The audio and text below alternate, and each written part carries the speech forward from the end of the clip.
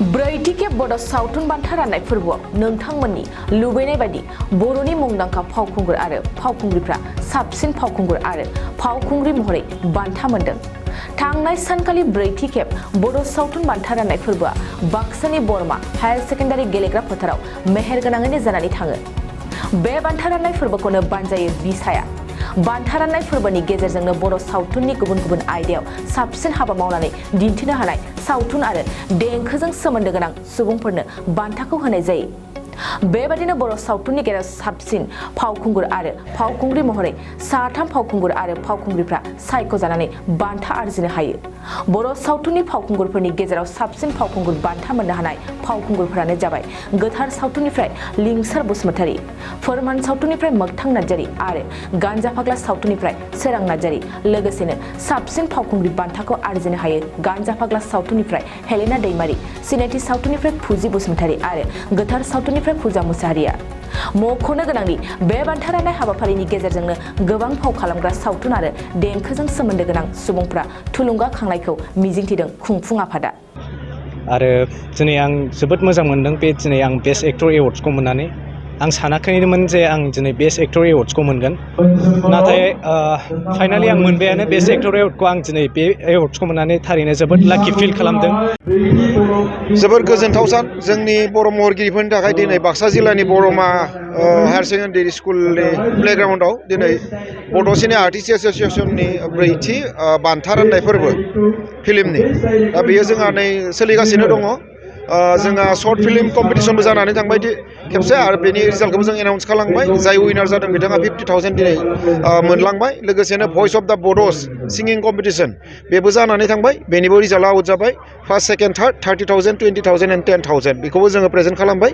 दा जोंहा दंसै फिसार फिल्म 2019 जेसेबां फिल्म ओंखारदोंमोन बेखौ लानानै जोङो कम्पिटिसन खालामनाय जादों। बिथांमोननि गेजेराव दा जों एवार्डखौ होसिगोन। दा दसे उनाव एवार्ड होनायनि उनाव नोंथांमोना आरोबाव रिजाल्टखौ मोनबावसिगोन।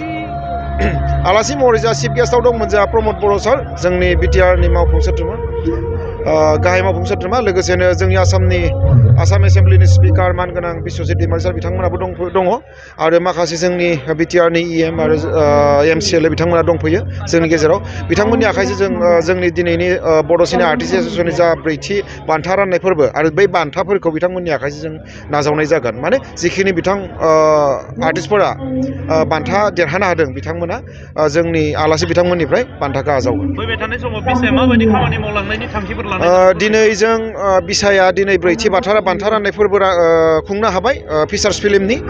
आरोबाव जोङो देग्लाय बोसोराव फार्स्ट टाइमनि थाखाय बड' सर्ट फिल्म कम्पिटिसन बेखौ जों खालामबाय। नेक्स्ट टाइम जों नेसनेल फिल्म फेस्टिभेल खुंनायनि मोनसे लाहार फाहार खालामगासिनो दं। बेबो जानो हागौ जाहैगोन फैनाय बोसोरसिम। जों बेखौनो दिनै स्टेप लादों। बर'नि थाखाय इयो मा मेसेज? जिहेतु हारिमु होननायानो जोंनि मोनसे जाथि जौगाहोनायनि बा जाथि सिनायनायनि मोनसे फेक्टर, गोदोरसिन फेक्टर।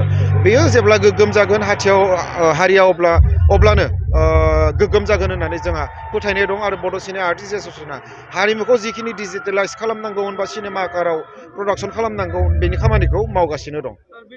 अलरेडि बेखौ फोसावबाय आरो बे देग्लाय जानुवारिनिफ्राय 2023 जानुवारिनिफ्राय बे जागायसिगोन। बिथांमोना फोसावदों जानुवारिनिफ्राय बे स्टार्ट जासिगोन। मोनबा डिस्ट्रिक्टआव मोनबा फिल्म हला एस्टाब्लिश जासिगोन।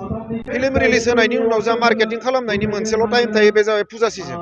आरो बे समाव मानसिफोरा बोथोरखौ नायनानै लोगोसे जोंनि प्रडिउसारफोरा जिखिनि टाइमाव फैसा कालेक्सन खालामनो नांगौमोन बेखिनियाव एनाफ जाया। बेनि थाखायनो जेब्ला जा फिल्म हल जागोन अब्ला हुल इयार बोसोरसे कमप्लिट जों जिखुनु टाइमाव जिखुनु मान्थआव जोङो फिल्म प्रडाक्सन खालामनानै होनो हागोन। अब्ला जोंहा प्रडिउसारा लाब जानानै थागोन। आरो बेखिनि फिल्माव जों एन्टारटेनमेन्ट बांसिन एन्टारटेनमेन्टखौ लाना जों कमार्शियेल फिल्म बांसिन खालामो। बाखि डकुमेन्टारि बा सिरियास बा फिसार्स सिरियास आरो आर्ट फिल्म थायो बेफोरखौ जोङो एसे खमहाय बानायनाय जायो। दासो एफा एनै मोनफा मोननै खालामहोलांनाय जादों। जि फिल्मफोरा नेसनेल इन्टारनेसनेल लेभेलनि फिल्म फेस्टिभेलफोरावल' एक्सेप्ट जायो। बेयाव जोंनि बर' जायगायाव मार्केटिं जिहेतु गैया आर्ट फिल्म आरो डकुमेन्टारि फिल्म बे बांद्राय खालामजाया।